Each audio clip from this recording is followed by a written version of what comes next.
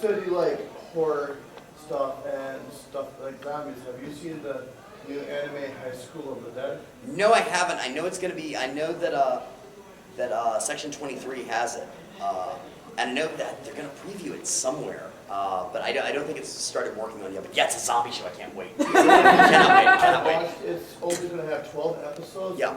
And every single episode is glorious. That's what I've heard. Yes. Okay, well, I got a double question here.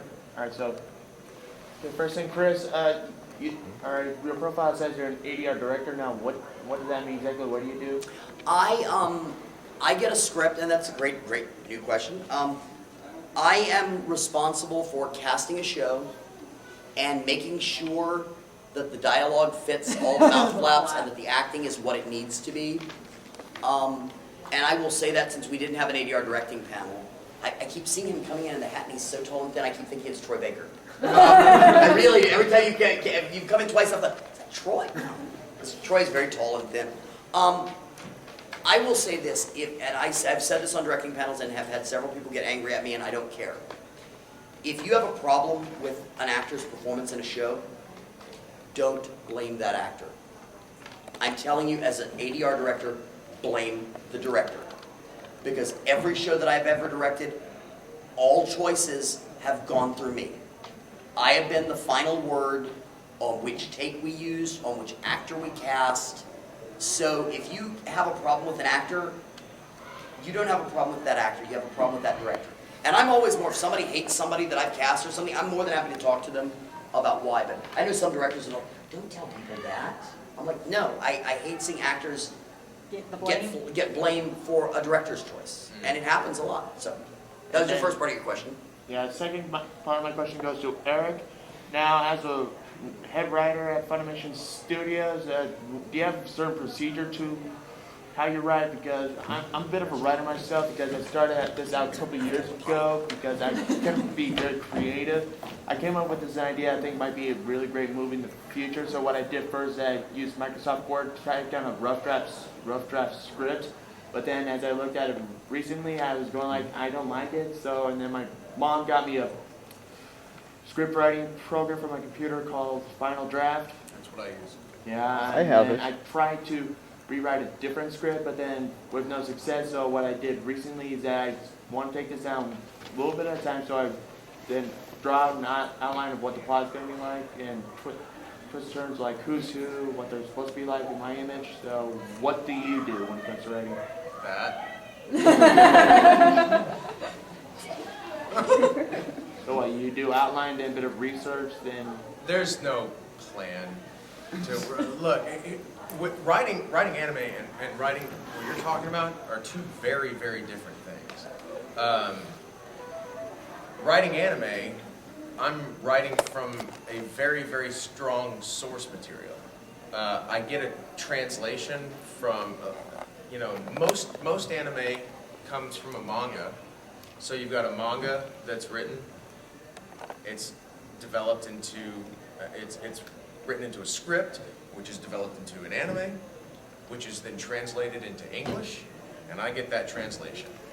And then I take that translation and I rewrite it for a different audience.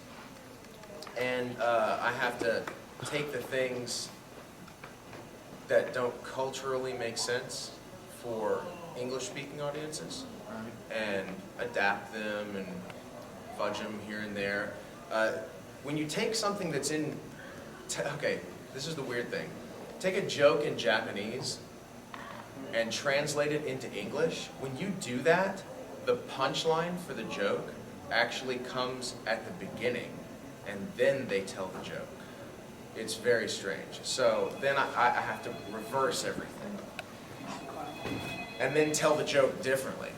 And it's very weird. And it's a weird job. And then I've got to take all that stuff and take a line that's, 3 sentences long in a translation and fit it into mouth flaps that do this. Okay, I've got 3 sentences. And that's what I got to work with.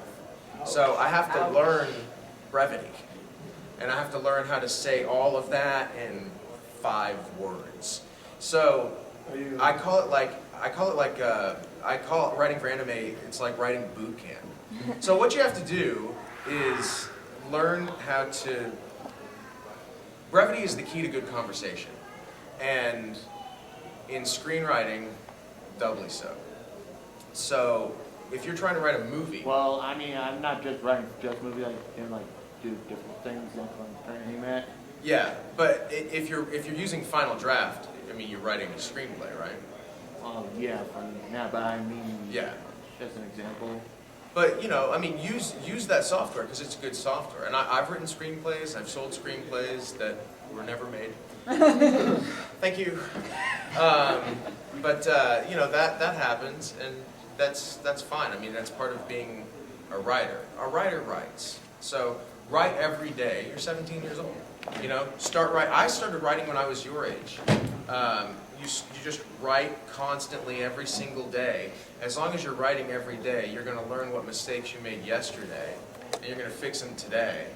And then tomorrow, you're going to learn the mistakes you made today. You just keep going about that. Tying into that very quickly, somebody asked me one time, I videotape every show that I've directed, mainly because I do so many weird things. I want to make sure that nobody steals my stuff. And if somebody wants to borrow something I've done, I'm like, yeah, sure, go ahead. I'll let you see the videotape. I archive everything. And people don't understand that I will sit and watch a show that I've done and scream notes to actors that will never change that performance because it's on videotape.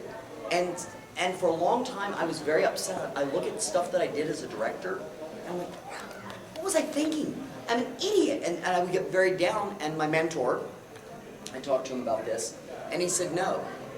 He said, if you can look back on something you wrote 2 years ago and go, oh my gosh, what was I thinking? All that means is that you've grown. That's something to celebrate. That you've gotten better at what you do because of the mistakes you made yesterday, you are now picking up on today. So celebrate your mistakes. Yeah. I'm a firm believer in that. Big. Yes. In having to be so brief, like from the translation, when you're doing the writing for shows, do you feel that like a lot of content is lost, or does it still stay about the same? Well, that's my job, is to not lose that content. So, you know, if I've done my job well, then I don't lose any content. In some shows, you have to lose some things because the animation just doesn't allow you to put in some stuff. In some cases, it's quite the opposite, where you have more time than you have words. So you actually have to make up stuff, you know. Add to. You know, there's, and it becomes, you have to think the expectations of the audience.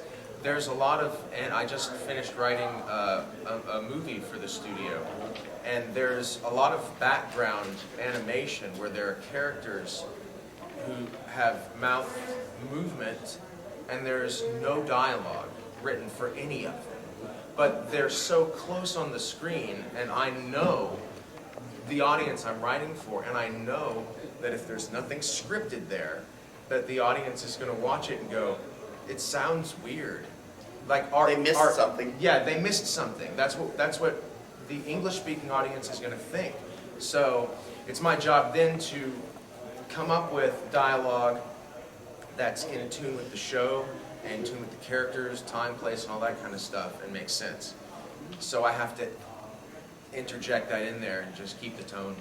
I think the most important thing with that as a writer or director is something that I've always taken with me, especially working on anime.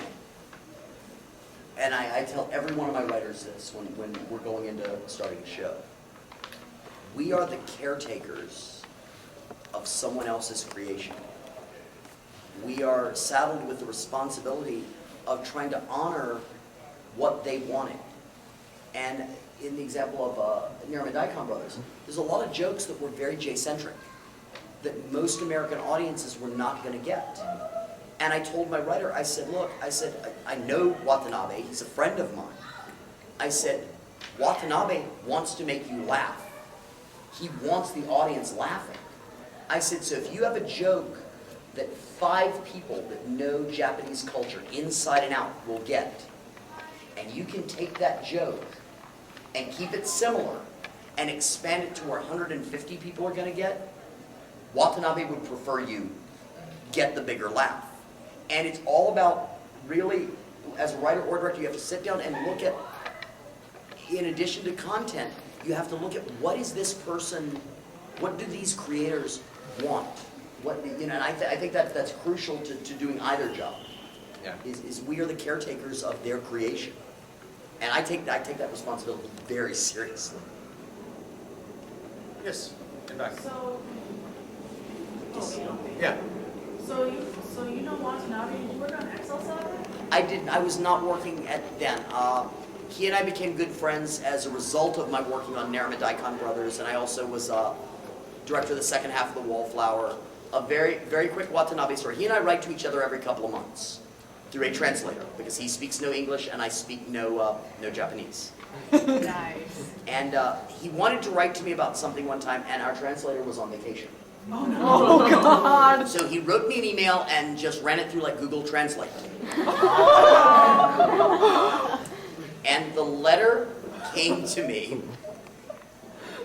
Dear Chris, man, I love you, but will not let you love me in my behind. So since you are not here, I will find a cute college girl to hug. And I look at this email like a dog being shown a card trick. And I kind of realize that what he's saying is, man, I love you. Not in that way, but, and I kind of got it, so I kind of worked on a response. And then I waited 3 days, and I get a email from Tomo, the guy that translates. He's like, oh my God, Chris, I'm so sorry. What Namshi means to say is da-da-da. I was like, don't worry about Tomo. I got it. Here's my email to him. So, yeah. And that was nice working on Geek.Kon Brothers, because if we had a question about a joke or translation issue, we could write to him. And he'd say, usually with Namish, he's like, oh, throw in a boob joke. So, but yeah, he's a dear sweet man. So. You pick. I hate picking. It's like being on high school Okay, sports team. now we know which program to avoid as all heck.